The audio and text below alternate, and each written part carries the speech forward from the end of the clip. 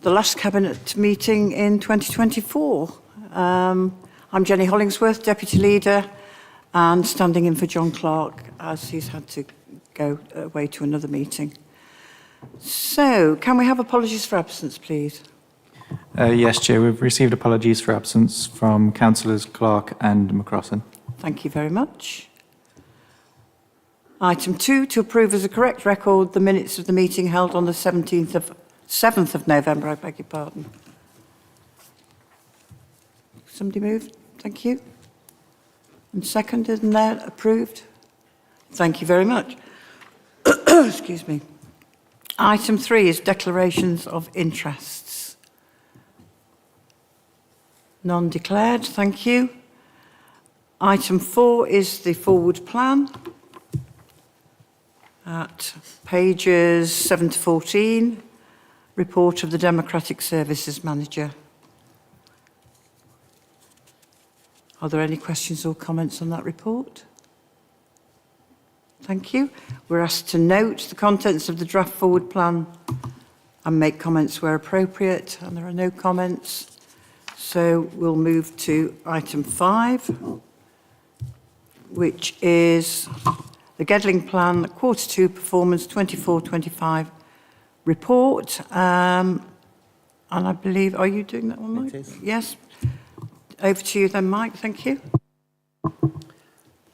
Thank you, Deputy Leader. This report sets out the performance data for the Council at the end of Q2, which represents the period July to September 2024. Excuse me for croaking. Starting with actions, there are 96 actions currently active in the Gedling Plan for delivery during this year, 2024-25. And at the end of Q2, we have completed 18 of those, with the remaining 78 either in progress or assigned to an officer for delivery. In terms of performance indicators, there are 30 indicators, of which 14 are currently either on or above target, and 8 have missed the target. I'll come on to those in a minute.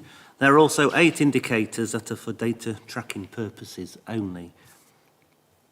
The table in paragraph 2.4 shows examples of particularly positive performance in this quarter, and I just want to draw members' attention to 2 of these.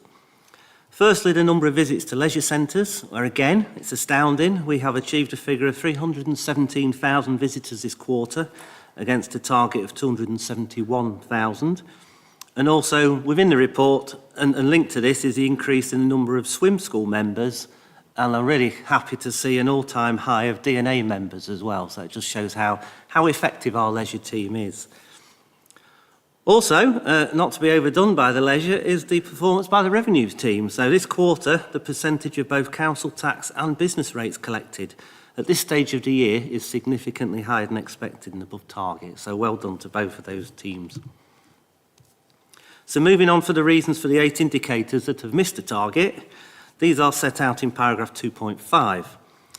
So the number of attendances at Bonington Theatre, where we have recorded 8,876 visitors against a target of 9,481. We think this is mainly due to a lack of film releases during the summer. There haven't been very many good films this year, which has affected attendance.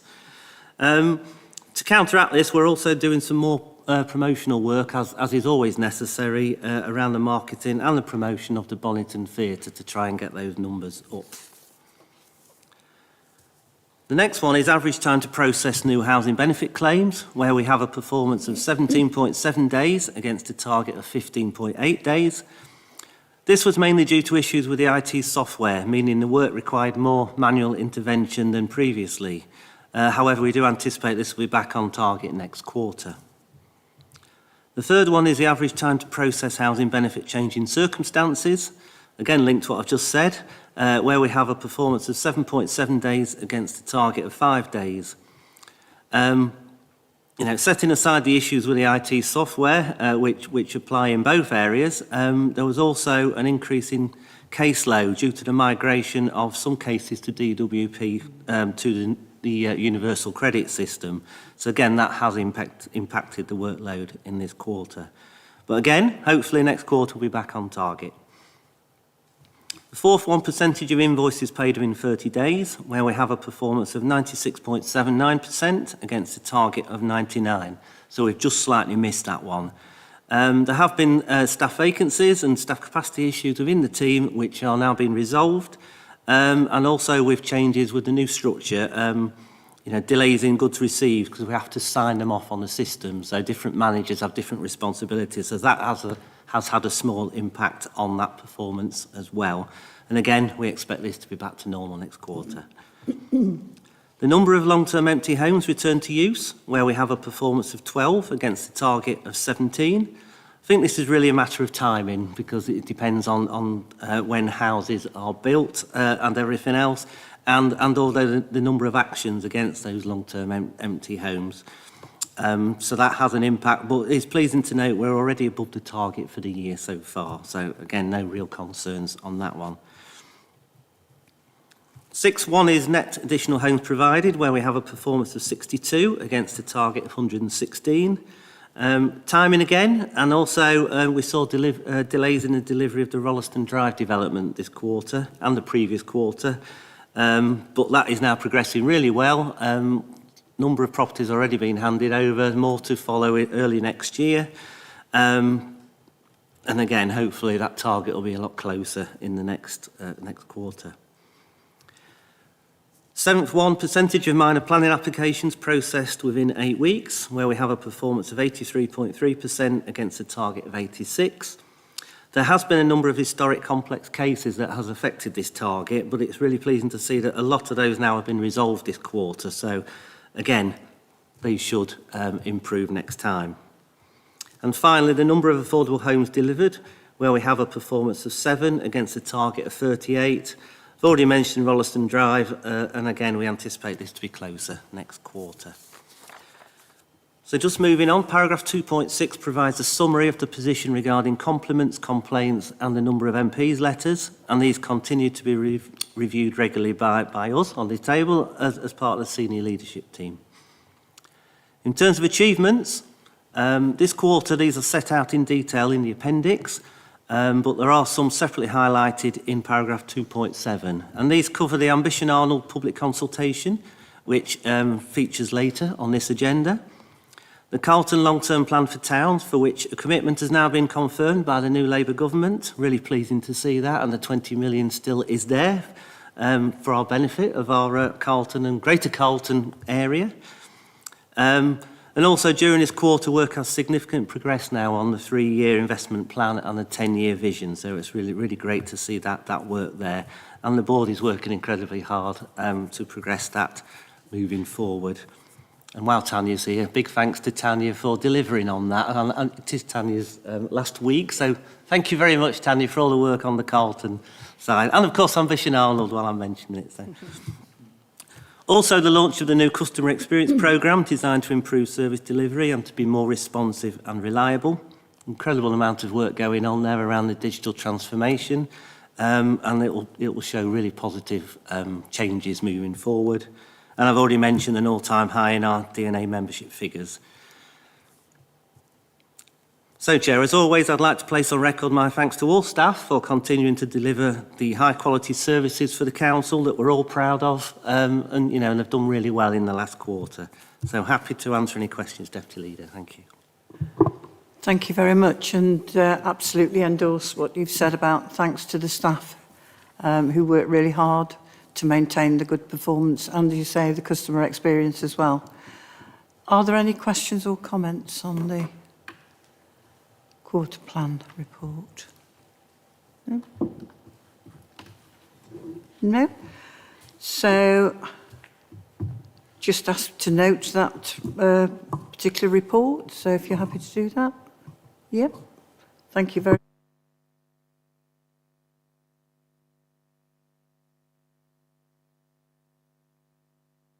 Supply for 2024. And Joanna Gray is going to deliver that for us. Thank you, Jo. Thank you. This is a report that members will be familiar with. It's a report we bring to Cabinet on an annual basis. We're asked by the MPPF to update our 5-year housing land supply each year around this time of year. So the 5-year period is covered is 1st of April 2024 to 31st of March 2029. And it's an assessment of our housing supply against the housing requirement, which is set by the government standard method.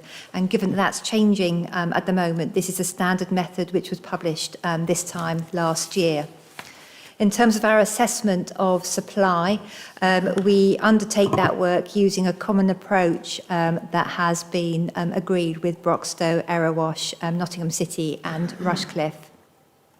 The key part of the report is paragraph 1.6, which sets out the conclusions and states that Gedling does have a 5-year plus 5% buffer supply of land for housing. We have a 6.19-year supply, and that figure equates to 2,292 homes. This is a slight decrease from the previous year's assessment of 6.76 years supply. And the main reason for that change is due to the strong progress in terms of completions from sites that we've got allocated in our local plan, so the aligned core strategy and the local planning document, which means that there are fewer dwellings left to build out across the 5-year period.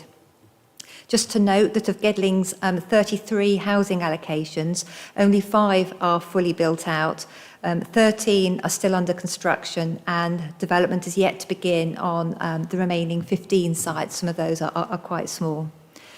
This figure is important because if an authority can't demonstrate a 5-year land supply, including the appropriate buffer, then the presumption in favour of sustainable development will apply. So we'll therefore continue to carefully monitor this and make sure that we are continuing to allocate land for development through the preparation of the local plan.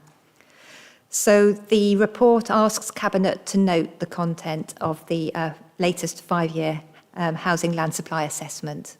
Thank you. Thank you very much, Jo. And again, thank you for the work in doing the monitoring. We're still in a good place in terms of housing land supply. And I know that staff will continue to monitor that as we go forward, particularly with the changes to coming up to the MPPF and how that will be accommodated. So thank you very much.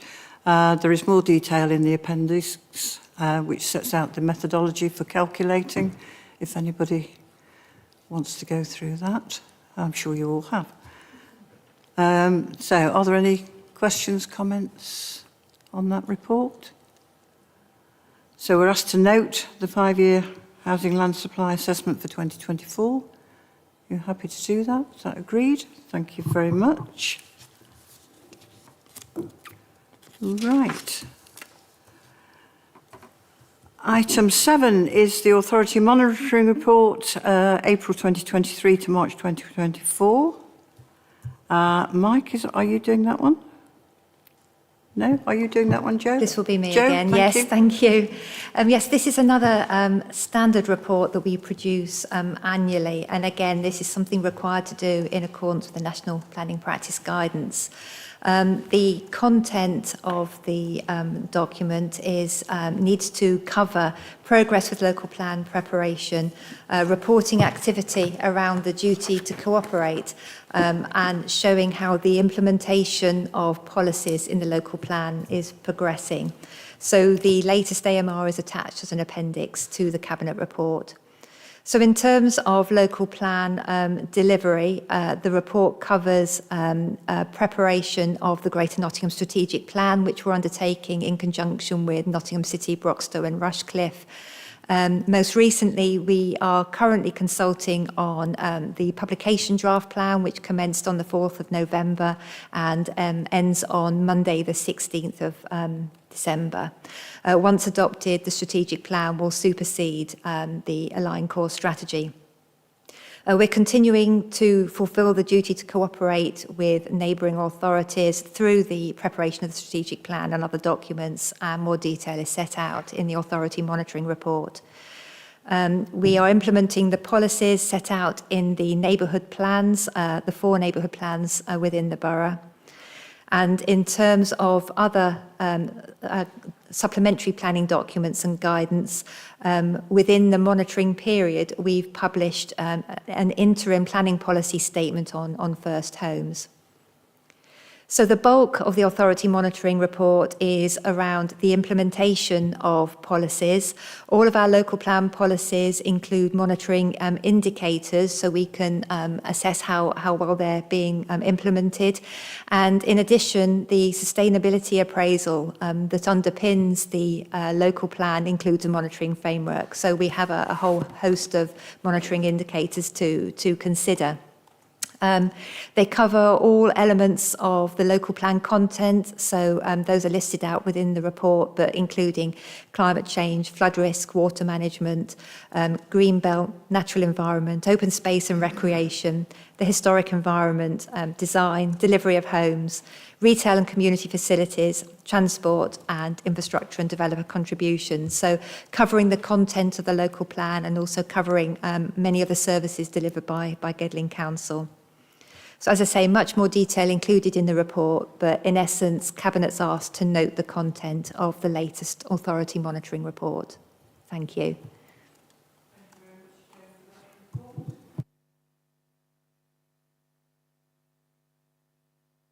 There's a lot more information in the appendix, and unfortunately my iPad doesn't want to open it, but I know that there's a tremendous amount of information there, which I'm sure you've seen in terms of demographics and everything else, the important background. So we are asked to note, but are there any questions or comments?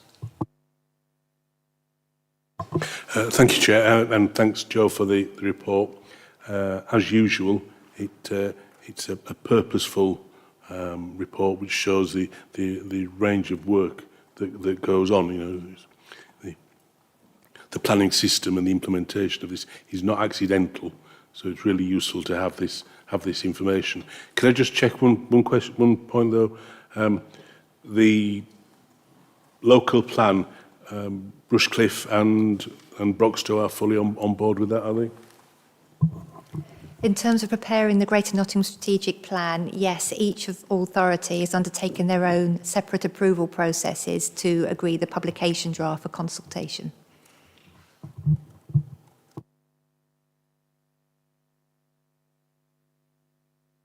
No. Any other questions? Well, again, thank you, Joe, for that work. So can we note that monitoring report, please? Agreed. Thank you very much. Community Infrastructure Levy Strategic Review. And this is Lewis. Oh, there you are, Lewis. Thank you, Deputy Leader. This report seeks approval from Cabinet to commence a 6-week public consultation on revising the strategic projects contained within the Council's infrastructure list.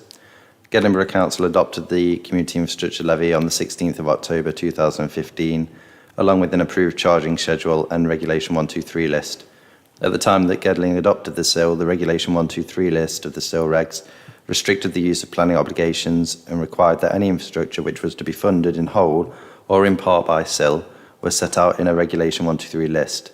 The purpose of the list was to ensure that there was no duplication between projects funded by the two types of developer contributions, specifically SIL and Section 106 contributions. On the 1st of September 2019, the SIL regulations were amended and Regulation 123 was removed along with the pooling restrictions. In addition to this alteration, the SIL regulations also changed the requirements for local authorities to publish an approved Regulation 123 list, and under the new regs, the previous 123 list was superseded by a now named infrastructure funding statement, which contained an infrastructure list within it. And the list contains a breakdown of infrastructure projects or types of infrastructure that the Council intends to fund through SIL.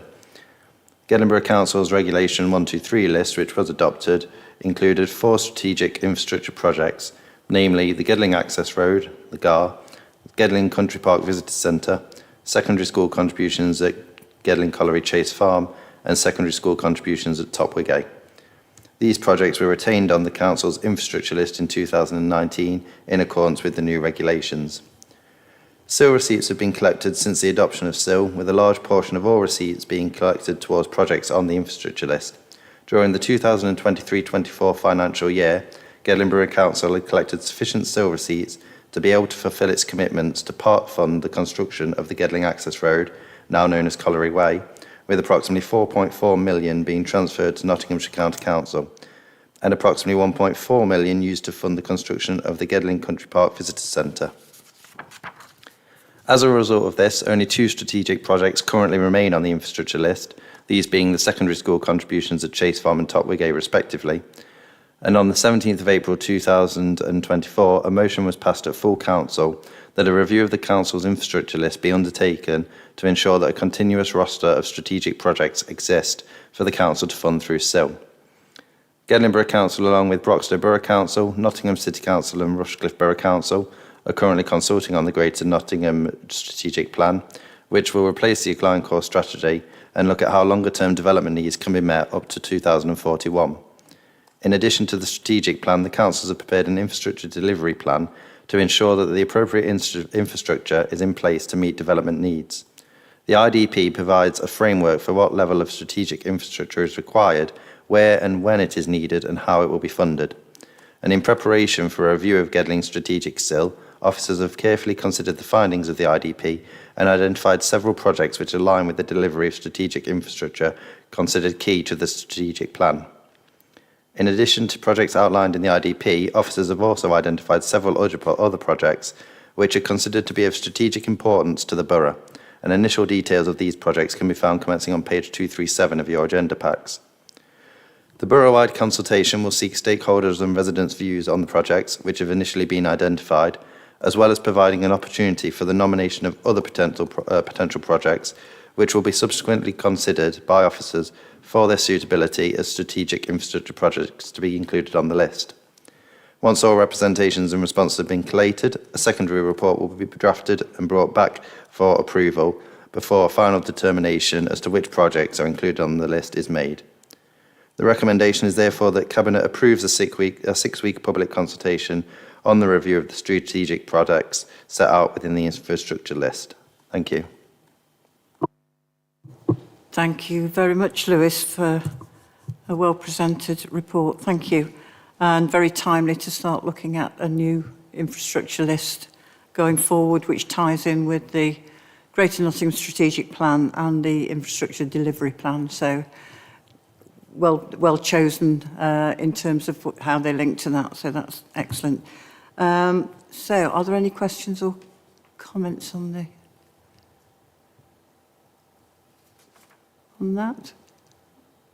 Probably more questions once it's come back from the consultation process, perhaps. Okay, so we're actually asked to note a 6-week public consultation on the review of strategic projects set out in the infrastructure list, which was formerly known as Regulation 123 list. I'll move that. Can we have a seconder and approval? Thank you very much. I think it's you again, Lewis, isn't it? And this is the funding statement for the SIL 2023-24, and you'll remember we get an annual report on the funding situation. Thank you.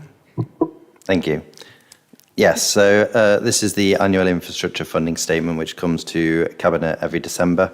The community infrastructure regulations require that local authorities publish an annual infrastructure funding statement before the 31st of December each year.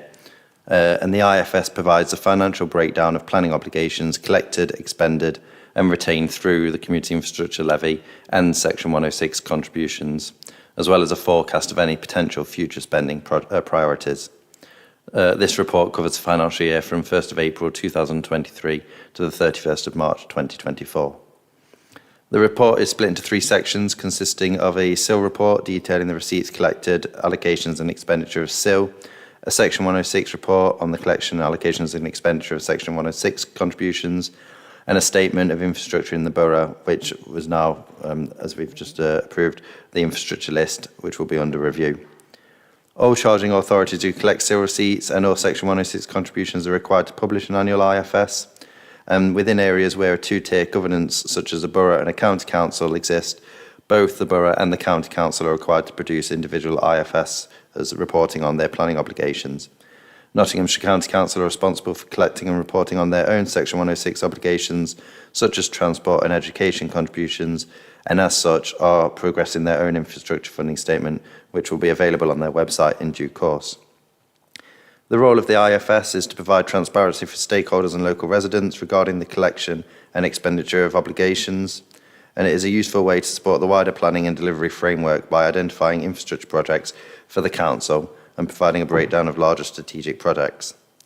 In summary, a total of 2.8 million was collected in SIL receipts during the financial year 23-24, and at the end of the year, a total of approximately 2.2 million in SIL receipts have been retained, of which 1.6 million is to go towards the provision of strategic infrastructure projects within the borough, and around 587,000 towards local neighbourhood projects. Of the receipts collected during the reporting period, a total of approximately 185,000 has been passed directly to local parishes to expend on local infrastructures within their parish areas, and approximately 142,000 has been collected towards the council's administrative costs of operating the SIL.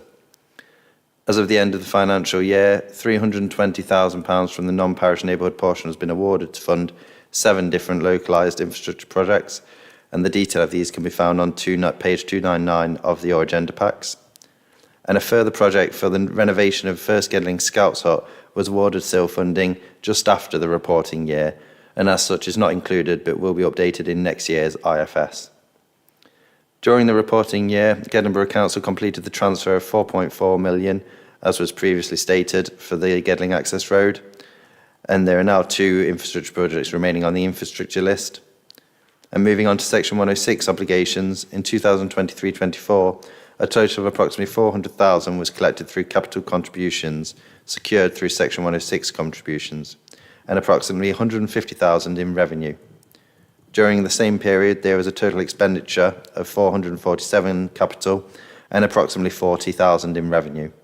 And at the end of the year, approximately 3.2 million in capital contributions were retained by Gedling Borough Council. The IFS also includes data which has been gathered in relation to non-monetary contributions secured by way of Section 106 agreements, such as affordable housing and local employment plans. A breakdown of these non-monetary contributions can be found commencing on page 310 of the agenda packs. Finally, the IFS provides a breakdown of future expenditure, and I would just draw your attention to page 314 of the agenda packs, where it mentions the San Martin Bank and Bird Hide. This project has been expended, but the name and title were approved at the Gedling Capital Programme, but the San Martin Bank was actually removed due to feasibility costs. So the money has been spent, but just on the Bird Hide alone. The recommendation is that Cabinet notes the contents of the report and agree to the publication of the IFS 2023-24 as detailed in Appendix A, and it will be published on the Gedling Borough Council website in accordance with Regulation 123 of the Community Infrastructure Levy Regulations. Thank you. Thank you very much, Lewis, again for a well laid out and easy to follow report. Thank you. And you pointed out Table 7, which is the SIL awards, and I think it really shows the contribution that those SIL receipts actually make in terms of health and sporting projects, works to Netherfield Forum, which they do a tremendous job in supporting families locally, and footpaths, which I know has made it much easier for people to walk across one of our parks. So that's really good. And again, information on the non-SIL contributions that are allocated to. So has anybody got... Yes, David, sorry. Thank you, Chair.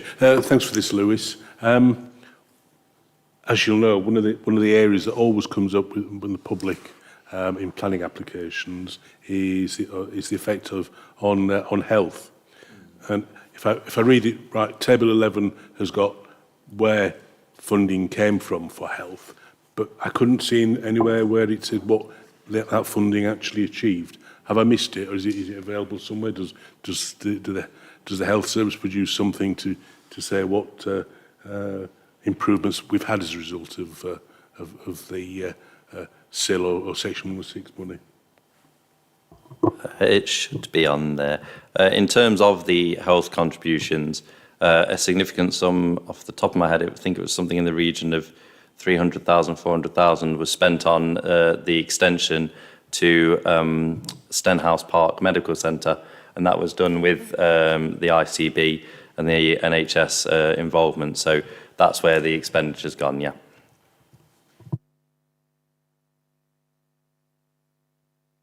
Mentioned Stenhouse on there, and I know it was extremely welcomed, and I know Henry and I were particularly sad not to be able to get to the centre to actually have a look at that, but I know we were very ably represented by the Deputy Mayor, so that's great. And I think I've just been shown there's nothing been committed for 24, 25, and I think looking at the list, there is a length of time and a date by which it must be committed. And I'm assuming it goes back into the pot if it's not used by then. Is that right? So we continue to liaise with the NHS and the ICB on a sort of annual basis, and they're well aware, they're made aware of the timeframes in terms of the contribution. So yeah, we keep an eye on that, yeah. Yeah. So you send them reminders and say the clock's ticking and you need to get it spent. On a quarterly basis, yeah. I mean, it's hard one, isn't it? So we don't want it to not be used. Can I just ask about the charging schedule, Lewis? Because that's not been reviewed since this was introduced. Do we have to wait until the government says, please review your charging, or can we do it ourselves? So in terms of the charging schedule, we were looking to undertake a full review of the SIL. The first time we were looking to do that was prior to COVID. And when COVID struck, we considered that the best course of action was to hold that for a pause. And then we started to look at undertaking the review post-COVID, and government announced a new set of potential regulations in terms of the new infrastructure levy. That has now been pulled. So I think once we've undertaken a review of the strategic project, we'll then perhaps look at taking a review forward for the whole charging schedule as well. That's great news. I mean, clearly markets have changed, land values have changed. So I really think we really need to probably get on with that at some point, if the government doesn't send too many different changes through, because I think some have landed today, so we'll be looking at those as well. So we're asked to note the report and agree to the publication of the infrastructure funding statement for 2023-24 as detailed in Appendix A. Can we agree that? Yes, thank you very much indeed. Excellent. Right. Item 10, something you'll be familiar with, I think, because we've had a few presentations on this, and this is the Ambition Arnold Visionary Master Plan at item 10. Thank you. I think, Tanya, yes? Yes, thank you. The report before Cabinet seeks approval of the Ambition Arnold Visionary Master Plan and to note the findings of the consultation undertaken during the summer of 2024.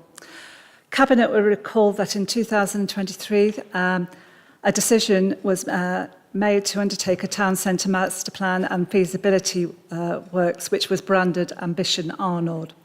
The rationale for the decision was to develop a robust scheme of improvements that could address the decline of the town centre. By undertaking this work, the Council was seeking to put in place a strategic framework for potential future development to secure much needed investment and leverage funding into the town. The Council appointed Wilmot Dixon and their supply chain earlier this year, who have undertaken the Visionary Master Plan and a baseline review, and are also contracted to do feasibility works and REBA 2 designs following this Visionary Master Plan. To inform the creation of the Master Plan, the baseline review identified a number of strengths and weaknesses of the town, as well as a range of issues that impacted upon its viability. These issues included vehicle and pedestrian movement across the town, parking entrance points, streetscape, flooding, heritage and key buildings. A number of key master plan themes arose from the exercise that included the opportunity to improve the leisure and cultural offer in the town, to draw footfall and add vibrancy, to improve the public realm across the town and connectivity between green spaces and encourage visitors and dwell times, shopfront improvements and promoting a diverse retail offer and enhance and expand marketplace offer. Other themes included the opportunities to create a sense of arrival, particularly to the north and south of the town, and to develop a car parking strategy for the town, and potential for future public services hub. In July 2004, approval was secured to undertake a consultation exercise to seek the views of the public and stakeholders on the developing visionary master plan and its themes. An executive summary was produced, a video was also posted on social media, and consultation promoted through the Council's Contact magazine. A survey was made available both online and in paper format, and public drop-in sessions were held at Arnold Library. In addition, presentations were also provided to a number of groups that included the Youth Council. Also, local schools and community groups were invited to take part in the survey and submit collective responses. To encourage participation, respondents were also offered the opportunity to be entered into a prize draw. In October 2024, the consultation closed, having secured 652 responses. The main findings of the consultation supported the baseline review and reinforced the themes developed in the master plan. Respondents agreed that the town felt tired and in need of investment, and broad support for the improvement in the appearance and character of the town was reflected in these responses.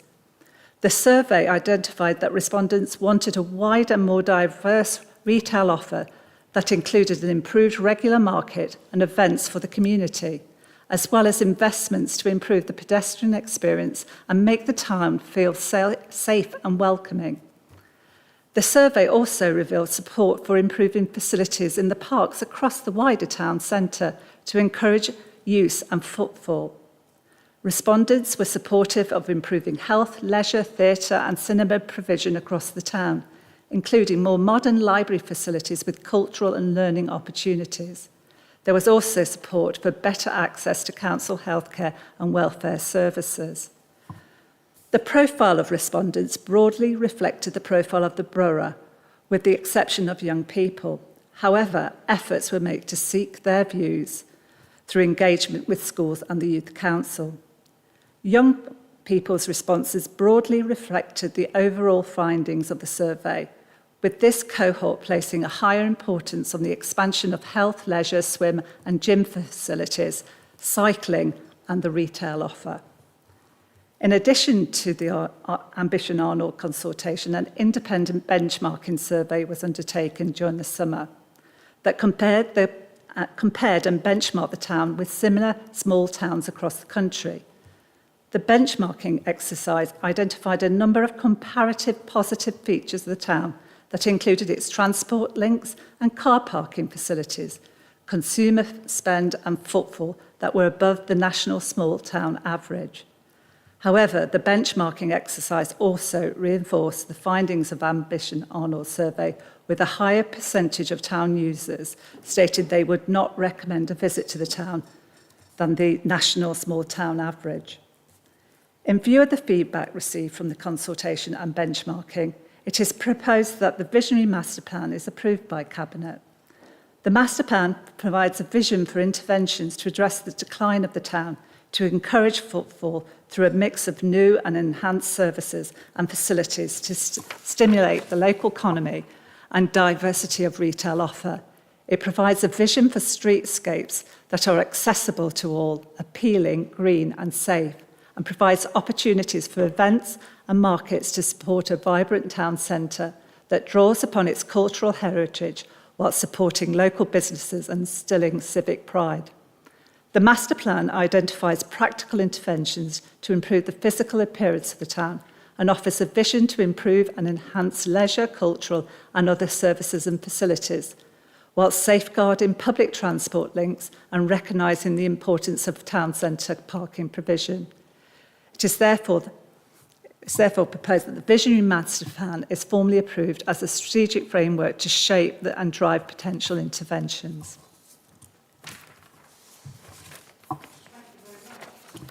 For that report. tremendous amount of work's gone in this, and there are a whole suite of appendices which are available for people to look at online. So, after David, I think you've got your hand up. Thank you, Chair. And I agree with you. It's an impressive piece of work. And as you said, the suite of appendices gives us some guidance for the future. In fact, in many ways, it does do what it says on the tin, doesn't it? It's a visionary master plan. And I think one of the things that's worth stressing, because we get criticism about money being spent in Arnold, which comes out of this, is how important Arnold is as a town centre for the borough as a whole. It's not, it's not a borough in two halves. It's a borough that works together. And on the consultation, it's pleasing that the general view on response from the consultation is the direction of travel is the right thing, that the way we were looking to go is echoed by local residents. And it's important that this does guide us in the future, and we can see some immediate steps that can be made, and as Tanya says, some practical interventions. But it's important it doesn't just sit on the shelf now, and that a few years later, a few years' time, we say, oh, we did that. So I just wonder, are there any, well, I suppose the easy question is, what next? No, that's a good question, and I absolutely agree with you. Given the work that's gone into it and the vision and the ambition, as the document talks about, is that it doesn't lie idle on we used to call them living documents, didn't we? Living documents that were actually used. But I know there is a plan to begin, Tanya, in terms of meantime uses, if you want to talk about that. The project hasn't stopped. In terms of the second phase of the project that we've commissioned from Wilmot Dixon, we're looking to the north of the town, looking at what are the options there. The feasibility works that I mentioned when presenting the report, they're continued to be undertaken. We're fortunate enough to secure one public estate funding as well, to look at how we can use our estate across the public sector to drive value. So that work's going on as well. As you said, Councillor Hollingsworth, we are also looking at where the council has made the bold decision to acquire property as part of a land assembly strategy to look at how we can improve Arnold Town Centre to the north, where the feedback that we've received has highlighted particular issues in terms of that area suffering from neglect and looking tired. So we're busy working on those plans, talking to the mayoral authority in terms of what our ambitions are, talking to government to identify funds, both locally, regionally and nationally, but also through other funding mechanisms within the council as well. So it's not a document that's going to be put on the shelf. It's very much a living document, as you said, that gives us the basis to make the argument. We've got a case, it's proven, it has support, therefore we've got a strong case to make for funding applications. Thank you. I think you're absolutely right, David, about the importance of Arnold Town Centre. It is our only town centre in the borough, but clearly shopping trends have changed, shopping habits have changed, people go out for different reasons, so we need to be looking at how we accommodate that. I think the public engagement's been really encouraging, and I know it's been to Youth Council, it's been to Seniors Council, and the responses have been by and large, very, very positive. People do want to see things happening in Arnold. They don't want to lose it as a town centre.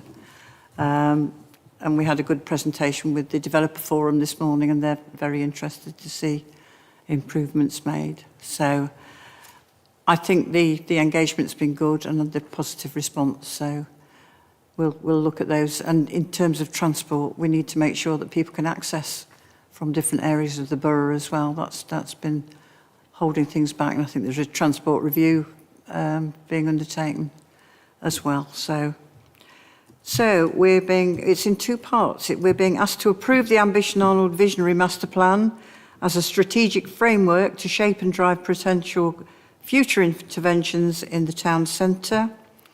And secondly, to note the findings of the Ambition Arnold Master Plan public consultation and the Arnold Town benchmarking review.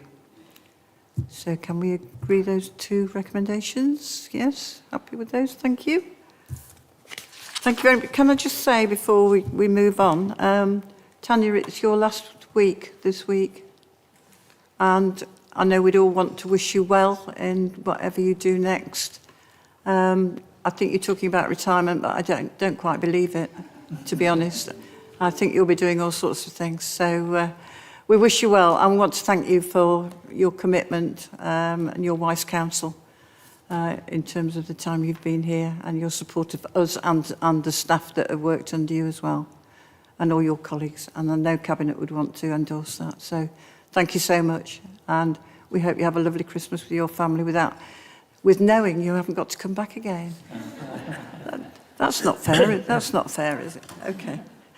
Thank you very much. Now we have item 11, which is a report on Arnold Market. Are you doing that one as well? Oh, right. Okay. We're not going to let you get away that easy. Thank you.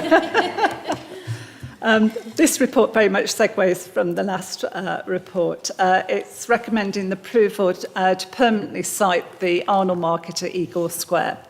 As Cabinet are aware, the Council approved the decision to proceed with the development of Arnold Marketplace. To support this decision, approval and permissions were granted to relocate the market to Eagle Square. And that was back in 2020. Cabinet will be aware that the first phase of the AMP development was completed in 2022 and the second phase more recently this quarter. Since the completion of the ground floor, the public space outside the AMP has been used for public events and speciality markets held on a monthly basis. The feedback received from traders and businesses to the Council was that there was an appetite for the market to remain at Eagle Square, and therefore the Council sought an extension of the street trading consent in October to allow a formal consultation on the permanent location of the market to be undertaken. In October, a targeted consultation took place, which included a survey and visits to neighbouring businesses at Eagle Square, with the majority of respondents being in favour of the market remaining at Eagle Square. Although this survey identified that shoppers were less in favour, 48% for the market to be located at Eagle Square, the report draws attention to the Ambition Arnold consultation and the small town benchmarking referred previously that very much supported the views to move the market or to site the market at Eagle Square on a permanent basis. 65% of respondents favoured this location. As background to the proposal, the report also makes reference to the market charter, and Cabinet will be aware that for markets within a 6.6 radius of a city council market, there is a charge imposed by the city council of markets of more than 6 stalls. The proposal does not impact on the market charter, and further approvals are not required from the City Council. The report also outlines the works that the Council has undertaken at Eagle Square to improve accessibility and also to improve the look and feel of the stalls by replacing the canopies funded from the UK SPF fund. The report also outlines the intention to review the provision of markets across the town, the speciality markets outside the AMP, and also the general market. This is with a view to ensure that the markets work to draw footfall into the town and to look at the costs to the council in supporting those facilities and events. In view of the feedback received and the Ambition Arnold Visionary Master Plan feedback, it's proposed that Cabinet approve the permanent siting of the market at Eagle Square. This offers the opportunity to retain an event space outside the AMP for pop-up markets and provides certainty for market provision in the town at Eagle Square that can be developed to draw footfall in the town and to further ensure the viability of the town as a market provision is developed. So that's what I'm proposing to Cabinet today. Thank you very much, Tanya. So hopefully we're coming to the final chapter of the location of the market. I think is it 4 years? 2020 did it move there, I think? And in fact, the view's been fairly consistent in retaining it in that place, certainly in terms of retailers and market traders. I think it gives a good visual impact as you come into that side of the town, and it's easy to see that we've got a market, whereas before it seemed to be more hidden away. So hopefully it'll go to strength and we can attract more traders to come to that site. Have the new canopies been installed, Tanya? I know that we bought some, haven't we? They've been purchased from UK SPF. I think they are in the ready process to go? of being put. Yeah, because I know there was issues with the other ones in terms of when it rained, weren't there? So yes, that's good. So in terms of the approval today, this will now go to planning for them to approve.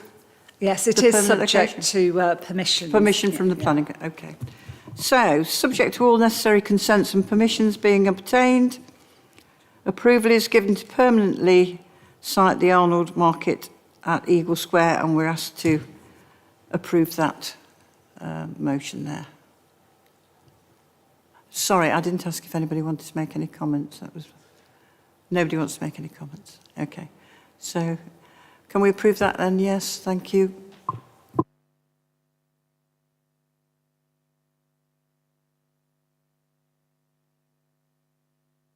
The Chair considers it urgent. I haven't received any. So we'll move on to item 13, which is the exclusion of the press and the public. So I'm going to move that under section 100A brackets 4 of the Local Government Act 1972, the public and press be excluded from the meeting during consideration of the ensuing report on the grounds that the report involves the likely disclosure of exempt information as defined in paragraph 3 of Part 1 of Schedule 12A of the Local Government Act 1972. That agreed? Thank you very much. So we'll move to private session. Thank you.